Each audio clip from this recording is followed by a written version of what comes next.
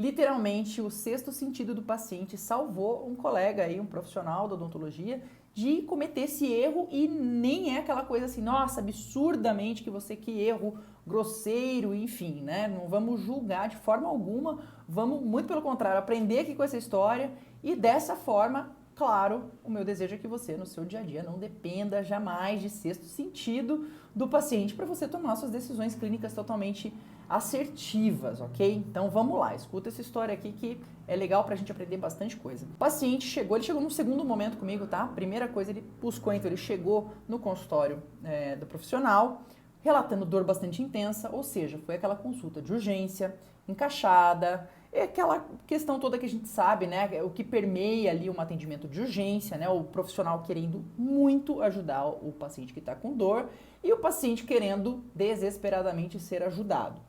Aí ele falou para a dentista que ele estava com muita dor e referiu o dente 41.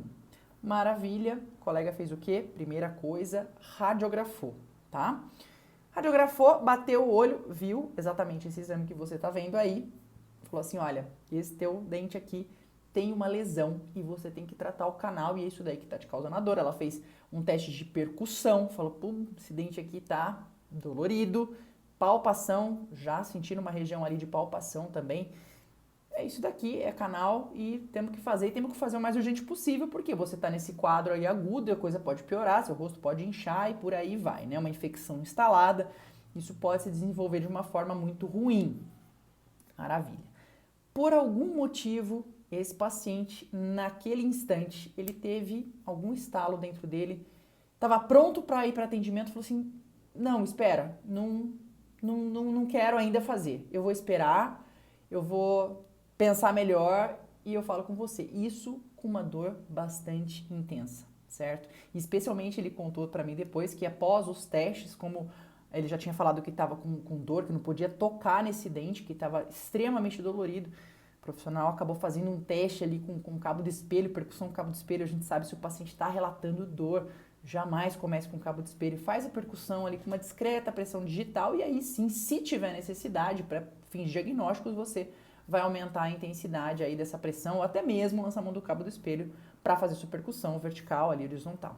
Muito bem, e aí mesmo nessa dor, e mesmo tendo relatado que o dente ficou latejando absurdamente após o teste, alguma coisa ali levou aquele paciente a buscar uma outra opinião. E na hora, ele saiu dali do dentista, ele pegou, pediu a radiografia e ele me encaminhou, né, por WhatsApp, é um paciente que ele tem um contato comigo, apesar dele não ser efetivamente meu paciente, mas é alguém conhecido, e acabou mandando o WhatsApp ali pra mim com aquela imagem, e falou assim, né, se eu faria, enfim, se eu tava clinicando ainda, como sabe que eu dou bastante aula, né, não sabia como é que tava a minha questão de clínica, e eu clinico ainda bastante, né, aliás, clinico muito, nunca parei a clínica em nenhum momento da minha vida de docência, e aí ele mandou e eu já bati o olho também, falei, não, pera lá, isso daqui não tá característico, né, dessa lesão ter alguma origem endodôntica, ou se tiver alguma origem endodôntica, vamos buscar aqui, às vezes uma fratura, um trauma, enfim, qualquer outra coisa, porque a posição dessa lesão, dessa área radiolúcida, ela tá ali em terço médio, certo? Apical, a gente até pode olhar e falar, poxa, parece que tem um espessamento aqui, mas, poxa, essa lesão, ela não é, pode ser um canal lateral, pode ser mil outras coisas.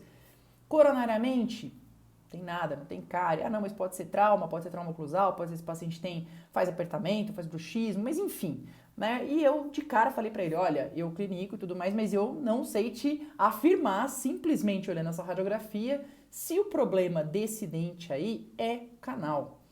E aí numa dessa, realmente ele abriu mão ali daquele atendimento de urgência, passei uma orientação de uma medicação para controle de dor, para eu poder vê-lo no dia seguinte, porque no dia realmente eu não tinha mais fisicamente nenhuma disponibilidade ali de horário para poder encaixá-lo.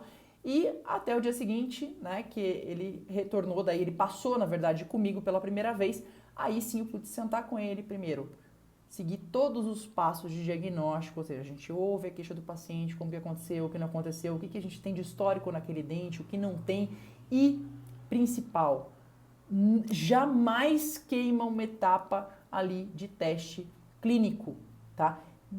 Eu gosto muito, inclusive, de primeiro conversar com o paciente, olhar clinicamente como é que tá, realizar os testes clínicos e aí sim, né, partir para o exame radiográfico exatamente para não ter nada sugestionado. Porque às vezes eu olho uma lesão e falo, poxa, posso pensar que essa lesão aqui está associada a esse dente 41, eu já criei na minha cabeça uma ideia ali de diagnóstico que não condizia nesse caso, por exemplo, com a realidade. Ao realizar teste e ouvindo já a história desse paciente, né, eu falei, como é que está a sua resposta, né, sensibilidade, quente, frio? Não, quente, frio, não dá nada, tudo bem, pode estar necrosado, né, mas não teve nenhum histórico de dor ao quente, ao frio.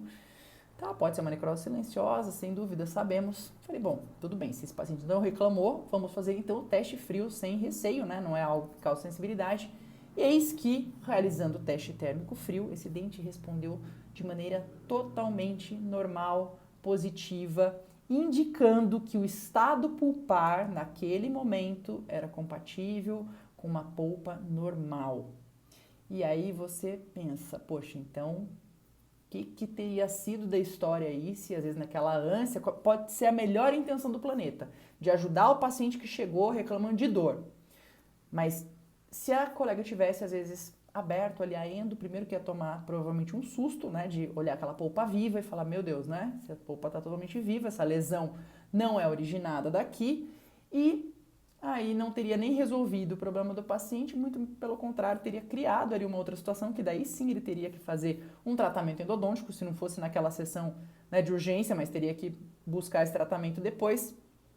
E o principal, não teria resolvido aquela dor que foi o motivo de ter levado aquele paciente a buscar aquele profissional, certo? Então, nesse caso, e qual que foi daí a minha conversa com esse paciente, né, diante desse quadro todo, eu falei, olha, não é questão de eu saber exatamente o que está acontecendo ali, aquela lesão, ela tem as hipóteses de diagnóstico dela, né, se é um cisto periodontal, seja lá o que for, eu falo, isso daqui não tem origem endodôntica. Se não tem origem endodôntica, o tratamento endodôntico não vai ajudar. Pode ser que em algum momento futuro seja necessário fazer um tratamento endodôntico desse dente por qualquer outro motivo, né? Até mesmo ali num procedimento, às vezes, de uma remoção, se trata de um cisto que precisa ser removido, por alguma indicação ali de cirurgia, de um possível comprometimento ali de feixe vasculonervoso daquele dente, precise dar endo por esse motivo, mas não pelo motivo ali de que seria o problema endodôntico que estaria levando aquele paciente àquele quadro de dor, tá? Então, nessa hora, qual que é o melhor cenário possível? A gente pegar, controlar, tirar esse paciente desse quadro agudo, que não vai ser endodonticamente, né? Ali ele também não tinha um aumento de volume, algo que pudesse, né, ser drenado. Então, com uma medicação para controle de dor, tira o paciente com o protocolo ali, que foi o que eu fiz, passei, o paciente ficou bem, saiu daquele quadro agudo, e aí com tranquilidade, sem queimar a etapa, eu vou pesquisar melhor, seja pedindo algum exame de imagem complementar, seja encaminhando esse paciente para um colega que faz a parte de diagnóstico, de um patologista, seja qual for a conduta, mas vai ser uma conduta daí tomada, né, em cima de uma decisão clínica muito bem pautada, muito bem embasada, né, sem causar naquele paciente ali, às vezes, um sobretratamento que não precisaria da endodontia e sem trazer a solução para ele, tá certo? Então, como passou essa história na minha mão, achei muito legal, muito importante de compartilhar com você. Você pode deixar aqui nos comentários se você já passou por alguma situação parecida com essa e não é jamais julgando, né, a conduta, especialmente quando a gente está no atendimento de urgência, que as decisões clínicas elas acabam sendo tomadas,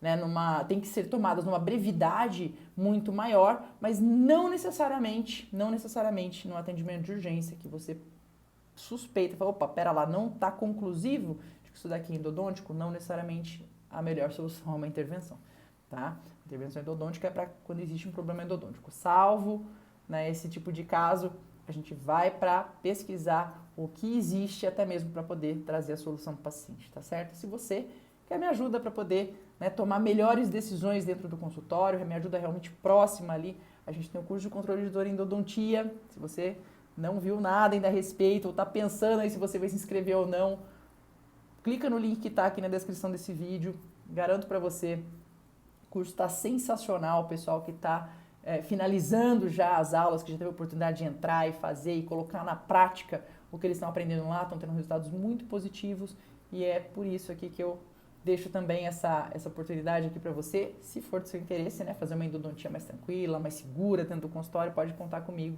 e se inscreve, espero te ver em breve lá dentro, tá certo? Um grande abraço, um grande beijo, a gente se vê na próxima.